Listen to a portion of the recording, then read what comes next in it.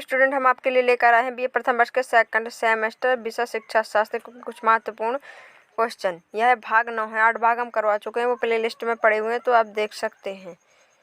तो चलिए शुरू करते हैं। Question number 61। प्राइमरी शिक्षा की पद्धति उपयुक्त न होने के कारण गांधी जी ने आरंभिक शिक्षा के लिए एक योजना बनाई थी, जिसे कहते हैं वर्धा शिक्षा योजना। Question number 62। गांधी जी ने सर्वप्रथम शिक्षा के दोषों को उजागर करने के लिए हरिजन अंक में एक लेख लिखा था।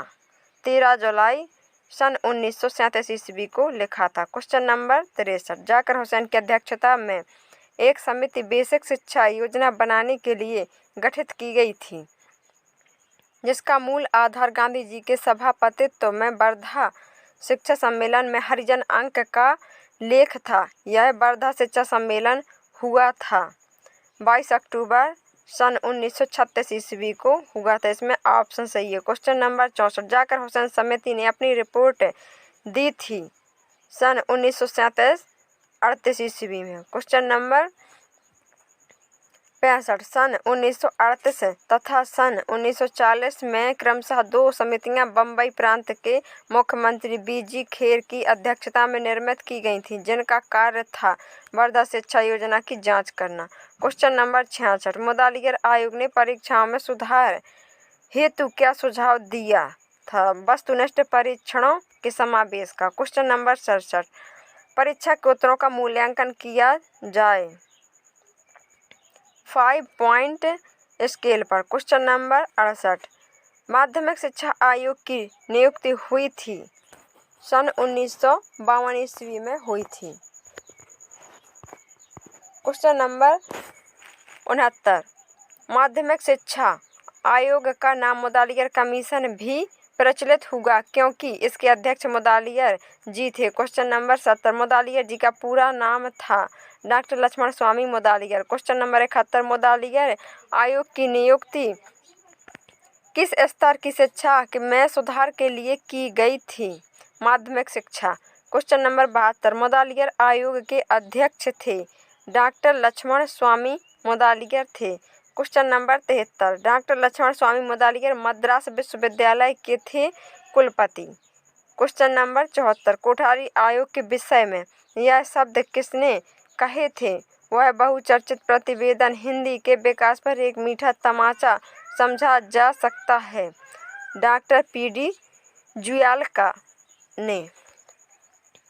Question number 75। राष्ट्रीय शिक्षा आयोग 1964 में कुल सदस्य थे 16 सदस्य थे। Question number 76। कोठारी आयोग ने अपना कार्य शुरू किया था 2 अक्टूबर सन 1964 ईस्वी को किया था। Question number 77। शिक्षा आयोग में कुल 16 सदस्य थे, जिनमें से 6 विदेशी तथा अन्य 10 थे भारतीय। Question number 78। भारतीय शिक्षा आयोग ने 26 जून 1966 को अपना प्रतिवेदन किसके समक्ष प्रस्तुत किया था? भारत सरकार के समक्ष प्रस्तुत किया था। Question number 79।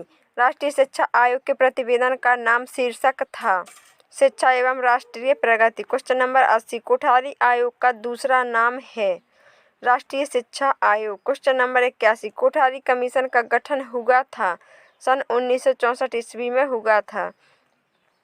Question number 82। राष्ट्रीय शिक्षा आयोग की नियुक्ति से पूर्व डॉक्टर दौलत सिंह कोठारी थे विश्वविद्यालय अनुदान आयोग के अध्यक्ष थे। Question number 83। शिक्षा आयोग की नियुक्ति किसकी अध्यक्षता में की गई थी? Doctor DS. कोठारी की अध्यक्षता में की गई थी। Question number 84। कोठारी आयोग की नियुक्ति की गई थी शिक्षा संबंधी नीतियों का निर्धारण करने के लिए, शिक्षा के राष्ट्रीय प्रतिमानों की स्थापना के लिए, शिक्षा के प्रत्येक क्षेत्र के विकास के लिए, उपरोक्त सभी। इसमें द ऑप्शन सही है। Question number 85। राष्ट्रीय शिक्षा नीति 1986 का भारत की शिक्षा पर क्या प्रभाव पड़ा? शिक्षा संरचना में 10+2+3 स्वीकार कर लिया गया। इसमें ऑप्शन सही है। Question number 86। शिक्षा का सार और उसकी भूमिका राष्ट्रीय शिक्षा नीति 1986 का कौन सा भाग है? द्वितीय भाग है। Question number 87। राष्ट्रीय शिक्षा प्रणाली की मूल धारणा एक निश्चित स्तर तक बिना किसी भेदभाव के सभी को समान शिक्षा उपलब्ध हो, अतः समान शिक्षा संरचना लागू होना चाहिए 10+2+3 के अंतर्गत। क्वेश्चन नंबर 88, शिक्षा के प्रशिक्षण में सुधार के लिए राष्ट्रीय शिक्षा नीति के अनुरूप प्रत्येक जिले में खोले गए डाइट CTE CASE उपरोक्त सभी इसमें ऑप्शन सही है। क्वेश्चन नंबर 89, शिक्षा में चुनौती नीति संबंधी परिपत्र प्रकाशित हुआ था अगस्त 1983 ईस्वी में। क्वेश्चन नंबर 90, भारतीय शिक्षा में शिक्षा की चुनौती नामक दस्तावेज में सन 1951 से सन 1983 तक की किन बातों का विवरण मिलता है? उपलब्धियों एवं असफलताओं का यथार्थ चित्रण, शिक्षा की प्रगति यात्रा का सांख्यिकीय विवरण, गुण दोषों का सम्यक विवेचन उपरोक्त सभी इसमें ऑप्शन सही है। क्वेश्चन नंबर 91, सरकार की शिक्षा की चुनौती नामक दस्तावेज के विषय में जनता द्वारा अनेक सुझाव प्रेरित किए। केंद्रीय सरकार ने इन सुझावों के आधार पर क्या किया था? नई शिक्षा नीति तैयार की थी, इसमें ऑप्शन सही है। क्वेश्चन नंबर 92, नई शिक्षा नीति के नाम से इसे संसद के बजट अधिवेशन में कब प्रस्तुत किया गया? सन 1986 ईस्वी में प्रस्तुत किया गया। क्वेश्चन नंबर 93, संसद में पारित होने के उपरांत नई शिक्षा नीति प्रकाशित की गई सन 1986 ईस्वी में। क्वेश्चन नंबर 94, राष्ट्रीय शिक्षा नीति 1986 विभाजित है 12 भागों में। क्वेश्चन नंबर 95, वैदिक काल में शिक्षा कितने स्तरों में विभाजित थी?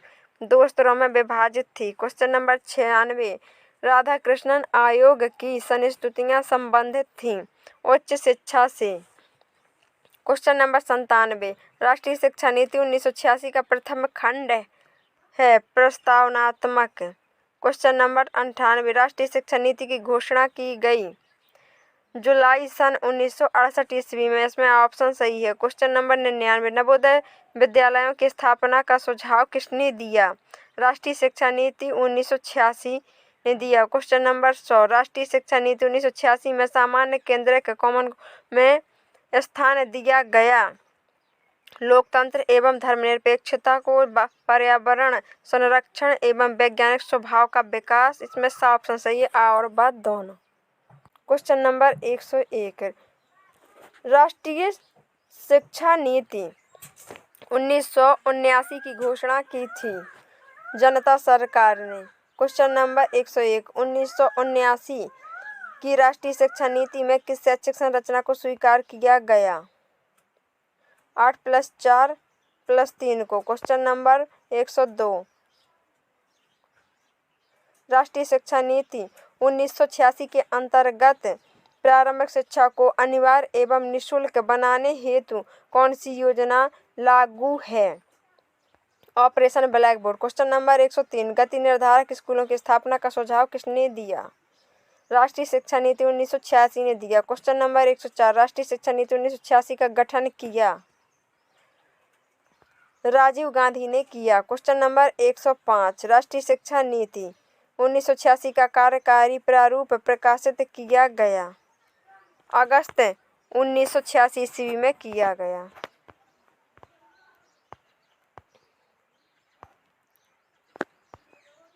क्वेश्चन नंबर 106, 10+2+3 शिक्षा प्रणाली कब लागू की गई?